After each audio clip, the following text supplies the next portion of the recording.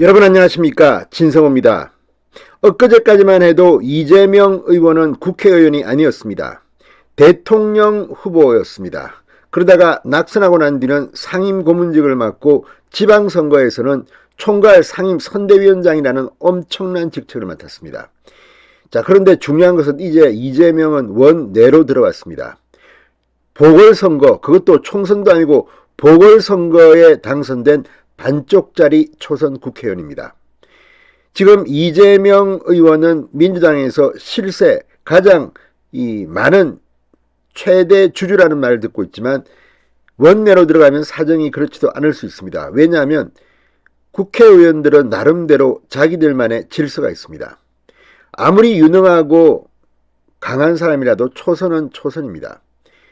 물론 대권 반열에 드는 사람들은 조금 다르긴 했습니다. 그럼에도 원내에 들어오는 순간 그 전의 파워는 사라질 수가 있습니다. 자, 지금 이재명이 두문불출 잠적했습니다. 모습을 공개하지 않고 있습니다.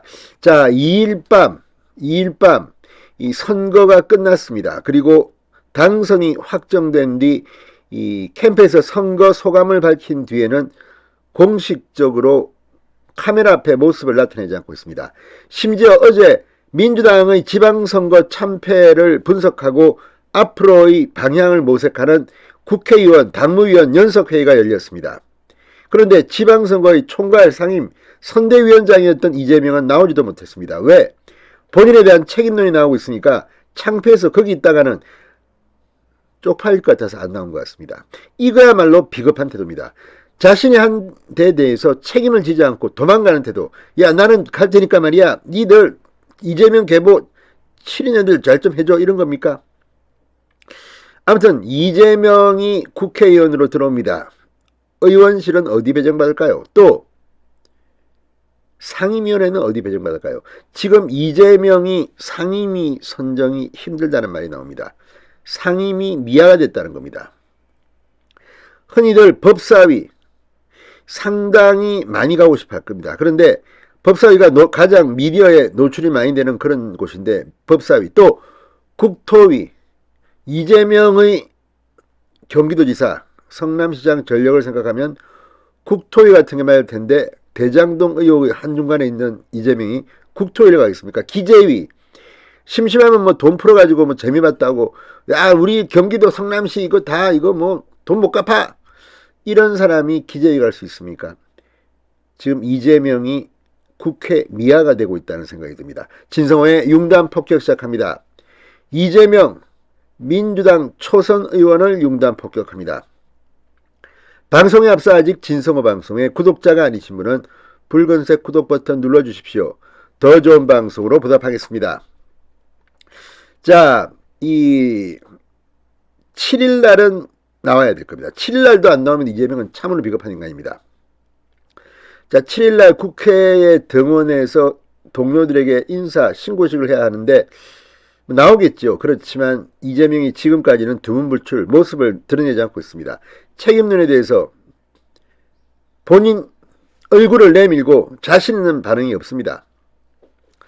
자, 지금 이재명은 사흘째 자명 중이라고 언론들은 보도하고 있습니다. 뉴시스에 따르면 지난 2일 자정께 인천 계양을 캠프에서 선거 소회를 밝힌 것을 마지막으로 일체 공개 활동을 하지 않고 있다고 합니다.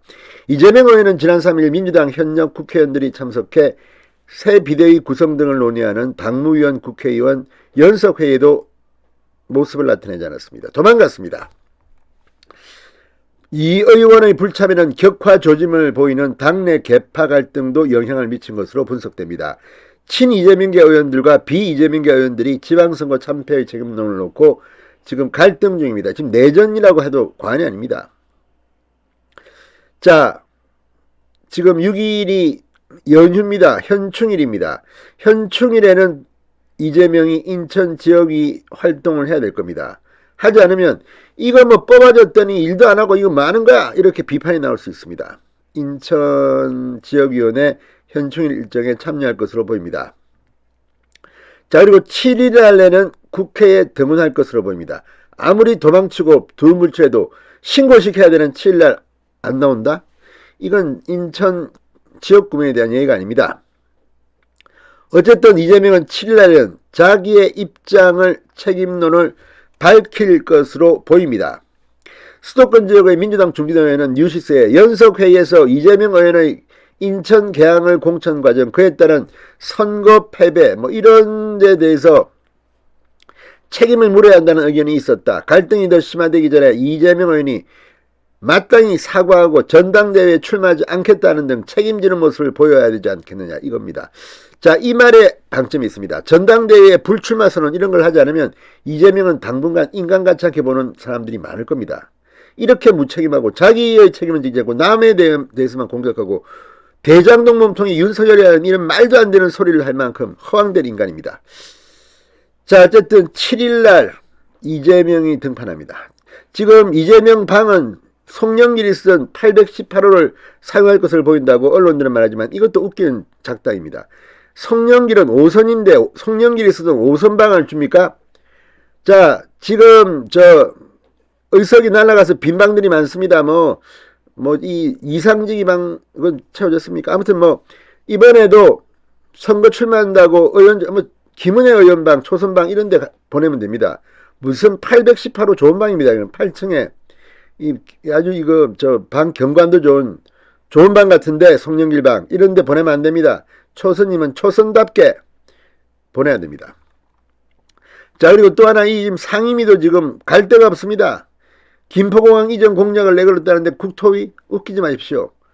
부적절하다. 왜? 대장동 의혹을 만든 인간이 아무튼 이제 법사위는 자기가 지금 수사를 받고 있고 하기 때문에 안 되고, 아무튼 이재명이 어디로 보낼지는 앞으로 하겠지만 지금 원구성도 안 돼 있습니다. 자, 이재명 한순간에 쪽박 찰 수 있습니다. 그렇지만 이재명과의 이 싸움꾼들은 또 가만히 있지 않을 겁니다. 이래서 민주당은 폭망할 것 같습니다. 진성호의 융단 폭격이었습니다. 여러분 감사합니다.